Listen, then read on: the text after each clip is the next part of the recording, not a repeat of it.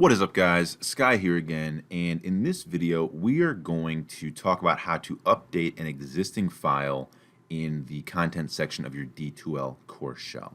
So this is going to be really helpful for if you are wanting to change a file that was already uploaded, or maybe you designed the course and you put in placeholders but you hadn't actually made a lot of the documents or items for the course and you want to upload them later. So to do this, you're going to be here on your course shell and you're going to go up to the content section, and then here on your table of contents, go to wherever it is you want to change the file. So we're going to be here in Unit 1, and you might have seen it there. I have a syllabus placeholder in my syllabus submodule, and so this was just a placeholder so I knew where to put the syllabus. And to change the file, here's what we're going to do. We're going to go here to whatever it is you want to change and click the little drop down arrow. When you do that, this is going to come up and you're going to want to go here to change file. When you click that, it's going to bring up this screen, and you can upload or you can drag and drop if you like that function. You can drag and drop a file from your computer into this box, the little dotted line.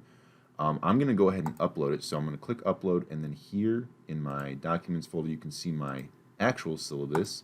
I'm going to click open, and then it's going to be right there. And when I click update, you can see how now the syllabus placeholder contains my actual syllabus Word document. Before it was just an HTML document. Now real quick, I want to show you one other thing. So when we go to here to change file, you can upload from your computer or drag and drop. However, you can also record something new if you want to record a video or audio for something.